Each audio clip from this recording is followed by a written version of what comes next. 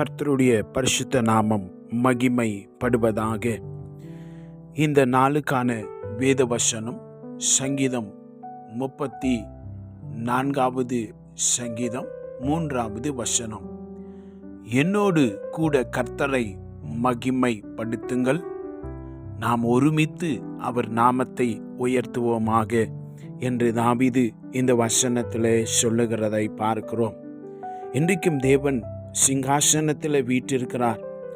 சகலமும் அவருக்கு கட்டுப்பட்டு இருக்கிற நிலைமையிலே இருக்கிறது என்பதை தேவனுடைய பிள்ளைகளாகிய நாம் புரிந்து கொள்ள வேண்டும்.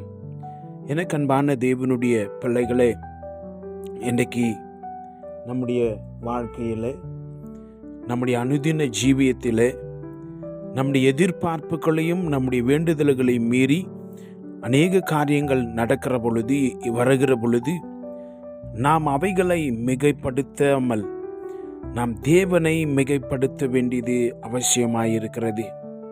நாம் ஒருமித்து அந்த நாமத்தை, அந்த பரிசுத்தமான நாமத்தை, மகிமை உள்ள நாமத்தை, அந்த புனிதம் என்று சொல்லுகிற தகுதியுடைய அந்த மகிமையின் நாமத்தை நாம் பெரிதுபடுத்த வேண்டும்.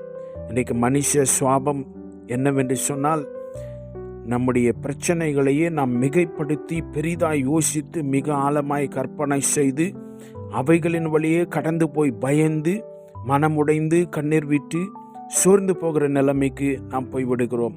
தாவீது சொல்லுகிறான், நீங்கள் அப்படியெல்லாம் செய்யாதீங்க, நீங்கள் கவலைப்படாதீங்க, அவர் பெரியவர் என்று சொல்லி அவரை நீங்கள் மிகைப்படுத்த பாருங்கள். நாம் ஒருமித்து அந்த நாமத்தை நீங்கள் மேன்மைப்படுத்த பாருங்கள் என்று தாவீது இந்த வார்த்தையிலே குறிப்பிடுகிறதை பார்க்கிறோம். ஒருவேளை நீங்கள் கூட உங்கள் வாழ்க்கையில் அவ்விதமான கஷ்டங்களையும் சூழ்நிலைகளையும் நீங்கள் பெருசாக யோசித்து நீங்கள் மனமுடைந்து சோர்ந்து போயிருக்கிறீர்களா? நாம் ஒன்றை புரிந்து கொள்ள வேண்டும். முன்னும் தேவன் சிங்காசனத்தில் வீற்றிருக்கிறார். அவருடைய வல்லமை, மகிமை, ராஜ்யம் அவருக்குரியதாய் இருக்கிறது என்பதை நாம் முழுமையாய் விளங்கி கொள்ள வேண்டும். நாம் பரலோக மண்டல ஜெபத்திலே கடைசியாய் அந்த ஜெபம் முடிக்கிற பொழுது விதமாய் முடிகிறது.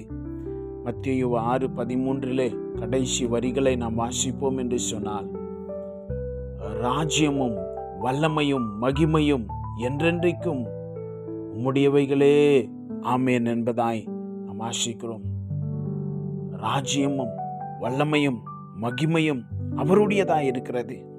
அதனால் அந்த ராஜ்யம், தேவனுடைய ராஜ்யத்தையும் மகிமையையும் வல்லமையையும் மிகைப்படுத்தி யோசிக்க, கற்பனை செய்து பார்க்க அந்த பரலோக ராஜாவினுடைய மகிமையும் வல்லமையும் நம்முடைய வாழ்க்கையின் ஒவ்வொரு குறைவுகளிலும், நெருக்கங்களிலும், நம் கடந்து போகிற பாதையிலும் அந்த பரலோக ராஜாவினுடைய மகிமையும் வல்லமையும் வெளிப்படும்.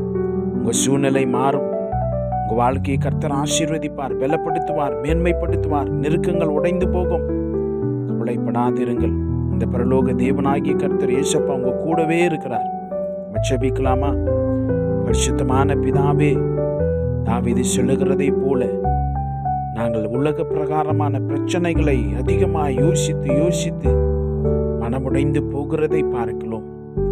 நீர் பரலோகத்தின் தேவன், மகா பெரியவரும் உன்னதவருமானவராய் இருக்கிறீர். எங்க கூட இருக்கிறீங்களே.